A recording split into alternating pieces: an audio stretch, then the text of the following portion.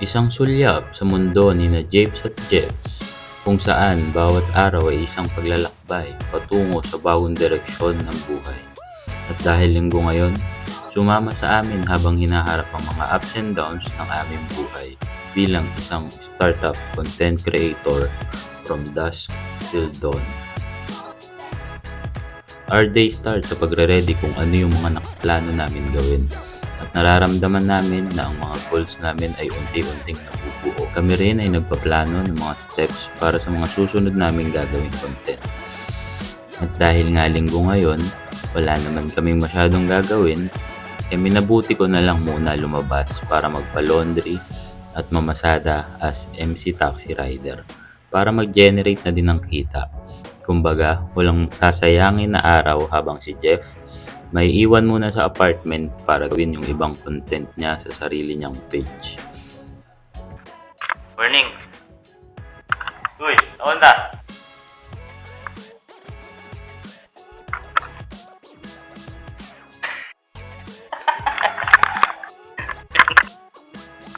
Gising na si pare, nagtatago sa camera.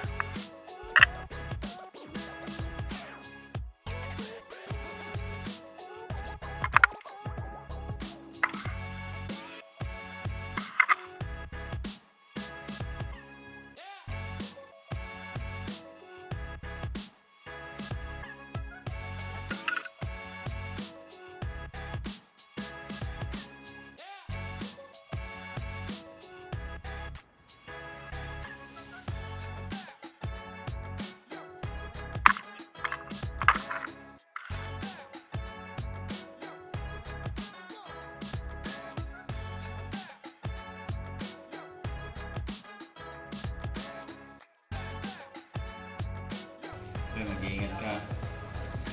Ha? Basta susulat ka pare! Huwag kang bababaya sa pagkain. Para malungkot ka pare. Ha? Para malungkot ka. Malungkot ako eh. Iwanan kita eh.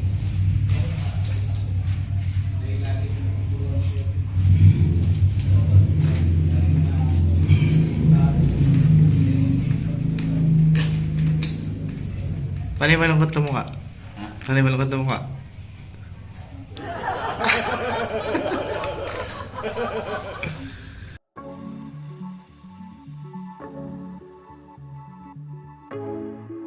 Ayun, kailangan muna lumabas. Sayang di kasi araw eh. Kailangan kumita ng pera. Kailangan, manong tuloy-tuloy yung paggastos, tuloy-tuloy din yung pagkita. Yung gastos, hindi naman humihinto yan eh.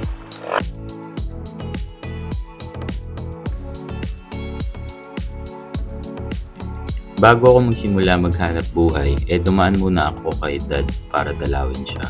Last month pa din kasi yung huling punta ko sa kanya.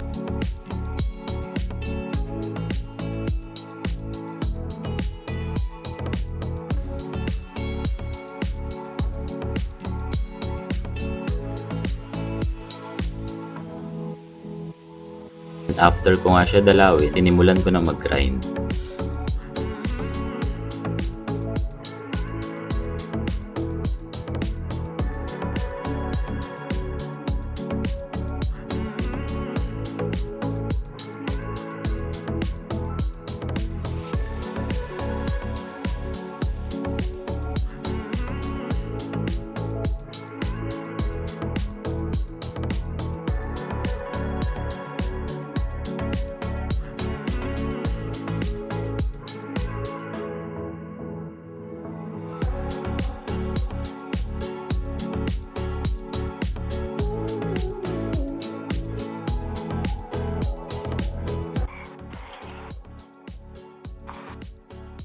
Yan, so mag-11 na.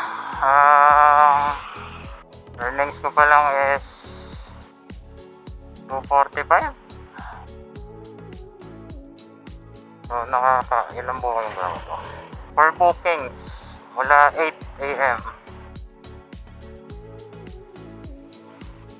Ano pa ako iba?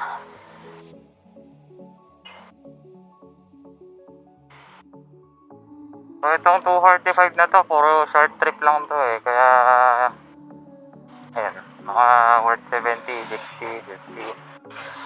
Kaya hindi rin siya ganun kalaki.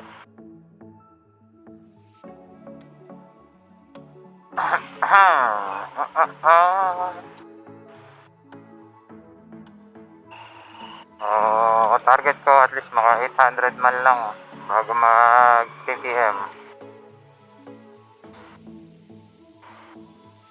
Tapos uwi na, edit, then gawa na ibang trabaho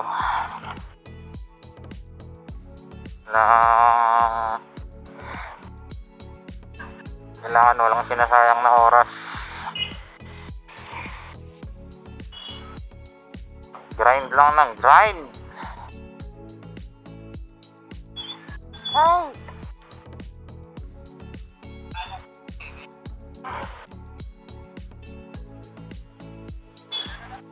Grind pakwan Dito na yata ng pakwan ngayon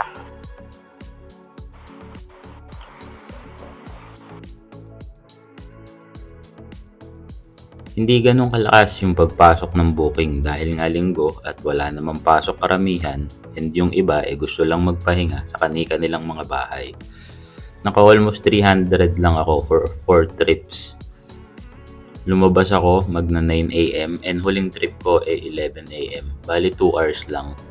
Hindi na masama kaysa naman wala talaga totally pumasok at puro palabas lang ang nangyari. At least kahit papano, meron akong ipang o-offset sa mga pera na lumabas sa akin for today.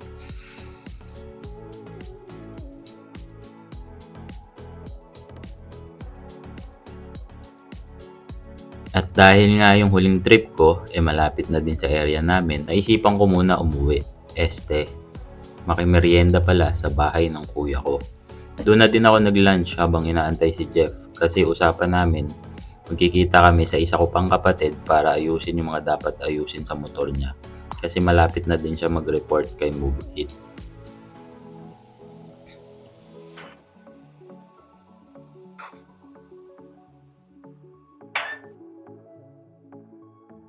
Kasi kuya te, nagawa. Tulog pa?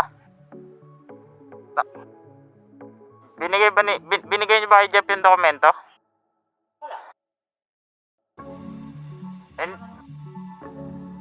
Pero nandyan. Yung galing sa sa engineering.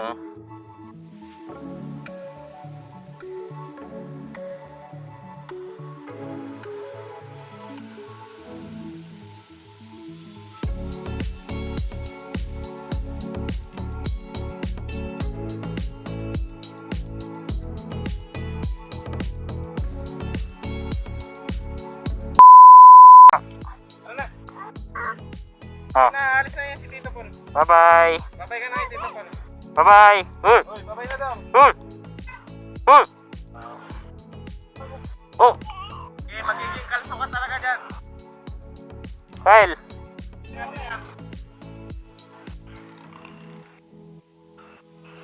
So yan, papagawa na namin yung kusina.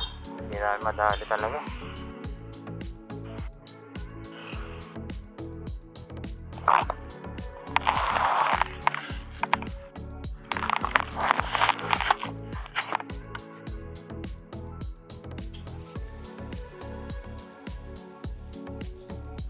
After namin ipagawa yung mga dapat ayusin sa motor ni Jeff na si Hi-Ho, umuwi na din ako at hindi na ako lumabas para mamasada.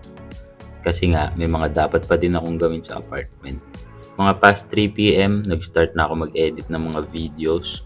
Nag-prepare na din ako ng mga documents na need namin for tomorrow sa mga tatrabahuhin namin sa labas. Okay, let's G. Wala pa naman talaga. Seryoso na ba yan? Bakit may pa ganun? Jeez!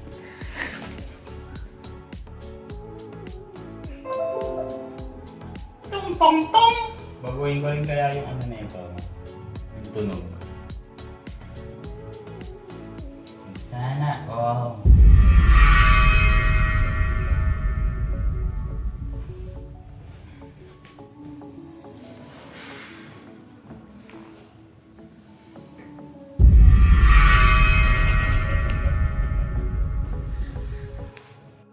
And 5 p.m. meeting with my analytics colleagues. Mga classmate ko sila dati sa data analytics. Shoutout nga pala sa inyo, Jolly Roa at Bernard Fulgencio. Structure nga muna eh. Yun yung ano natin. So, ang binibenta natin, yung parang ganun na setup na kahit di man tayo gumawa na mag-develop ng app, basta makuha natin yung data nila through Google Forms lang muna. For any means man, o baka meron silang app na para lang mabato sa atin yung data. Kasi more on mangyayari sa atin dito bro, ano eh, database maintenance tayo, cleaning, ganun, maintenance ng database, backup lang data nila. Yun talaga magiging, parang data warehousing talaga tayo. Pero tayo management. Ang ano ko lang bro, paano tayo magcha-charge doon? After ng meeting with my analytics colleagues, may kasunod agad na meeting for discussing naman sa life insurance with my cousin-in-law. Nagbabala kasi ako ikuha ng insurances yung mga anak ko in case may mangyari man sa akin, secure na din yung future nila. Kaya siya nagkakaroon ng fund value. Ibig sabihin na iipon yung investment, yung kita mo, iniipon sa fund value, sa fund na yan. And kapag kailangan mo, pwede kang mag-withdraw. Ganun siya. Natapos kami mahigit 7 p.m. na din and nag-dinner na din kami ni Jeff. Pahinga lang konti, balik sa pag-i-edit ng mga pwede pang i-edit tapos pahinga na ulit. Sa gitna ng aming pagod, nagkakaroon kami ng panahon para sa pahinga. Para magbatuhan ng mga idea,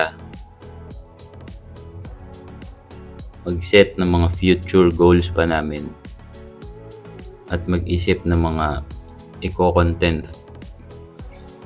para patuloy kaming may mai-upload, may maipanood sa inyo. Patuloy kaming nagmumuni-muni sa aming pag-unlad. Ang bawat pagdilat at paggising sa umaga ay isang tanda ng ating patuloy na pagsulong. At yun lang mga adre, habang ang araw ay naglalaho sa isang araw ng buhay namin.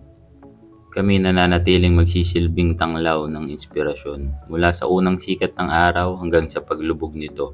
Patuloy kaming nagnanais na maging inspirasyon at gabay sa aming mga manonood.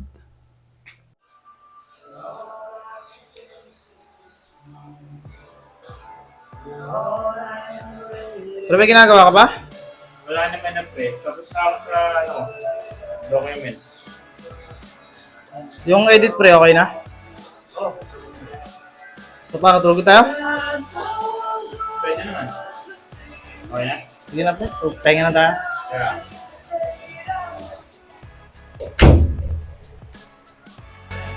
Adya.